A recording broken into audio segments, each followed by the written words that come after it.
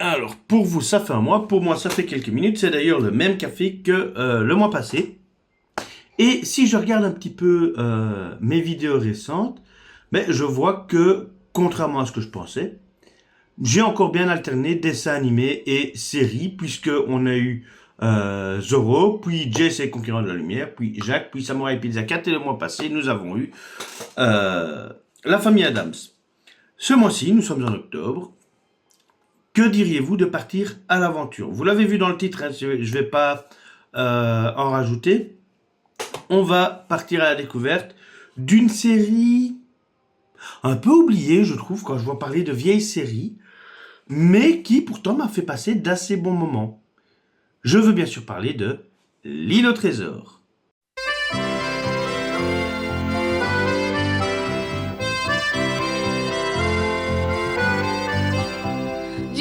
Et oui, c'est Île au trésor.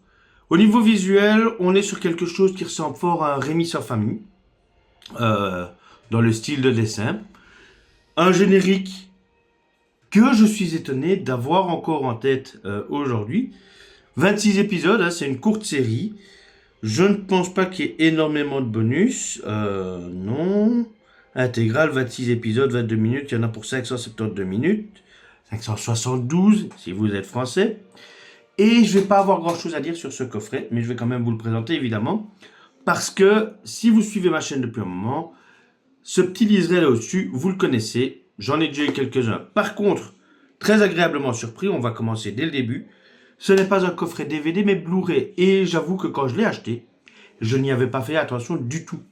Parce qu'il a un prix tout à fait abordable. Mais ne boulons pas notre plaisir. J'en suis content. Je vais dire à peu près la même chose que ce que j'ai déjà dit sur d'autres coffrets du même genre. Donc on a un carton très rigide ici que j'aime beaucoup. Hein, qui devrait, si j'y fais attention, tenir un petit peu. Petit bémol par contre. Hop, voilà. Les bonus sont mis sur une feuille collée, donc qui va disparaître avec le temps et qui cache une image en dessous. Je suis moins fan, je suis moins amateur de ce genre de choses, mais c'est pas non plus la mort. Pour ce qui est du coffret, ben on a du coffret de qualité, hein, comme d'habitude sur ce genre de truc. Hop, voilà, je penche un peu pour éviter le reflet.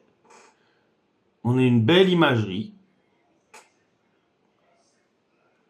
Alors c'est évidemment pas la seule série qui a adapté L'île au trésor, mais c'est une série tout à fait regardable. Bon, il y a une petite facétie avec un animal de compagnie qu'on voit ici. Voilà. Jim Hawkins, un petit animal de compagnie. On a des disques avec des images reprises peu ou prou, hop, de la série elle-même. Les voici.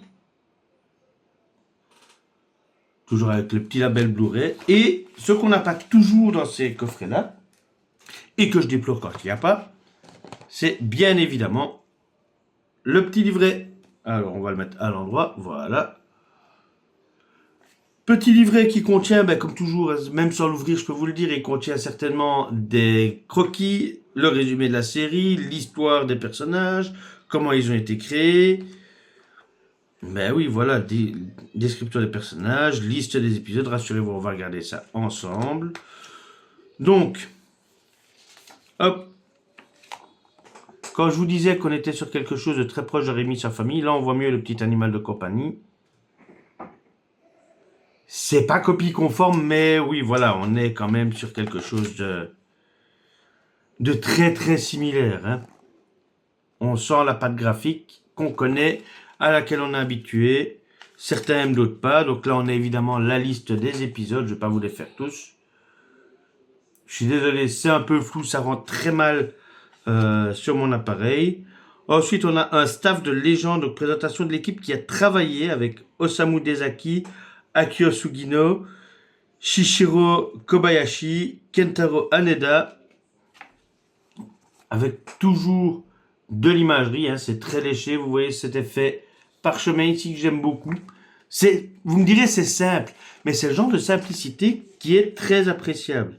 Et puis on a galerie de croquis de production originale et illustration couleur. Là, je ne sais pas si on va bien les voir. Ah si, quand même.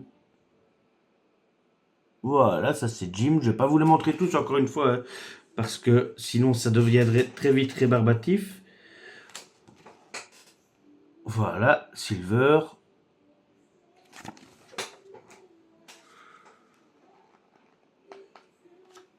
Et il parlait de couleur. Ah ouais. Wow. Regardez-moi ça si c'est pas beau.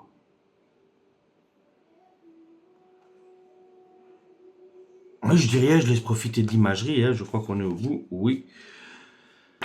Donc voilà, pas grand chose à montrer, mais on va quand même, comme d'habitude, sauter à la conclusion.